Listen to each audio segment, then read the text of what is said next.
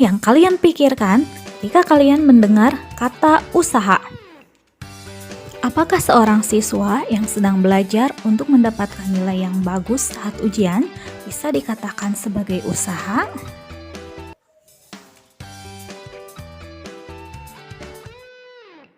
Atau seorang pekerja kantoran yang sedang bekerja mencari nafkah dikatakan sedang melakukan usaha? Dalam konteks kehidupan sehari-hari, tentu saja aktivitas-aktivitas tersebut termasuk ke dalam usaha. Namun, dalam sudut pandang fisika, aktivitas tersebut belum tentu dikatakan sebagai usaha. Ilustrasi berikutnya, sejumlah orang sedang mendorong sebuah mobil yang sedang mogok. Masing-masing orang memberikan gaya melalui suatu dorongan pada mobil, sehingga mobil bergerak. Adanya gaya yang bekerja pada mobil yang menyebabkan mobil berpindah tempat. Dalam sudut pandang fisika, aktivitas tersebut termasuk ke dalam usaha. Demikian juga aktivitas orang yang sedang mengangkat beban dari bawah ke atas. Maka, gaya angkat yang dilakukan oleh orang yang menyebabkan benda berpindah dari bawah ke atas, maka menurut fisika, aktivitas tersebut juga merupakan usaha. Bagaimana halnya dengan seseorang yang sedang mendorong tembok? Dia memberikan gaya, namun tembok tidak berpindah. Karena perpindahannya tidak ada, maka usahanya sama dengan 0. Jadi, aktivitas itu bukan usaha. Sebuah benda dapat dikatakan melakukan usaha jika memenuhi dua syarat. Yang pertama, ada gaya. Yang kedua, ada perpindahan yang segaris dan searah dengan gaya. Bagaimana halnya jika seorang anak yang sedang menjinjing ember kemudian berjalan ke depan? Ketika anak menjinjing ember, berarti anak tersebut melakukan gaya yang arahnya ke atas, dan ketika dia berjalan, maka ada perpindahan yang arahnya ke depan. Namun, menurut fisika, usaha anak tersebut sama dengan 0, karena arah perpindahannya tidak sama dengan arah gayanya. So you said you found somebody else.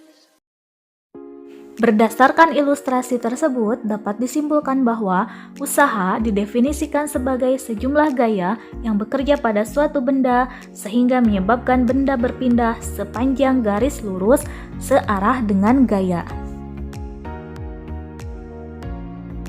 Usaha dilambangkan dengan huruf W, artinya work, dan secara matematis dapat dituliskan dengan rumus W sama dengan F kali S, di mana F adalah gaya yang satuannya Newton dan S adalah perpindahan yang satuannya meter, sehingga satuan dari usaha adalah Newton meter atau biasa dikatakan Joule.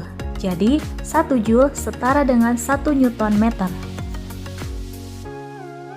Berikut ini adalah contoh soal usaha. Hitunglah usaha yang dilakukan oleh seseorang yang sedang mendorong sebuah balok dengan gaya sebesar 500 Newton sehingga balok berpindah sejauh 4 meter.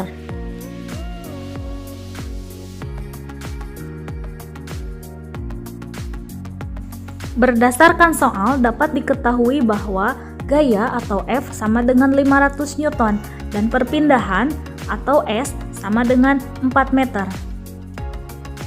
W sama dengan F kali S sama dengan 500 Newton kali 4 meter sama dengan 2000 Newton meter atau W sama dengan 2000 Joule.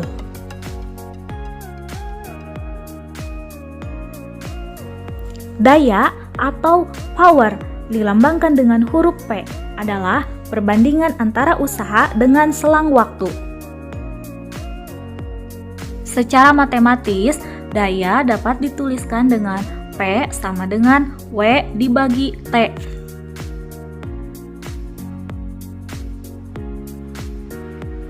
di mana W adalah usaha yang satuannya Joule dan T adalah waktu yang satuannya sekon, sehingga daya satuannya adalah Joule per sekon atau biasa disebut Watt untuk menghormati seorang ilmuwan fisika yang bernama James Watt.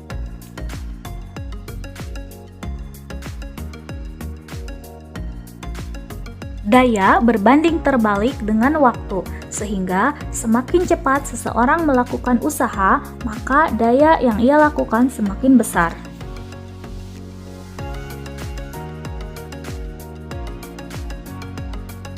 Contoh soal untuk menghitung daya. Sebuah traktor digunakan untuk mengangkat benda seberat 12.000 Newton setinggi 9 meter dalam waktu 15 sekon. Berapakah daya traktor tersebut? Berdasarkan soal dapat diketahui bahwa F sama dengan 12.000 Newton, S sama dengan 9 meter, dan T sama dengan 15 sekon. Yang ditanyakan adalah P atau daya. Maka penyelesaiannya adalah P sama dengan W dibagi T.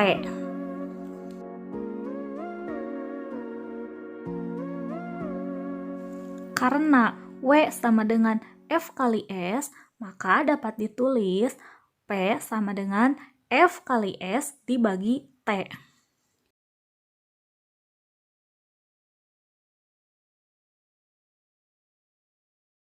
Jadi, P sama dengan 12.000 Newton kali 9 meter dibagi 15 sekon. P sama dengan 7.200 Newton meter per sekon atau 7.200 Joule per sekon atau 7.200 Watt.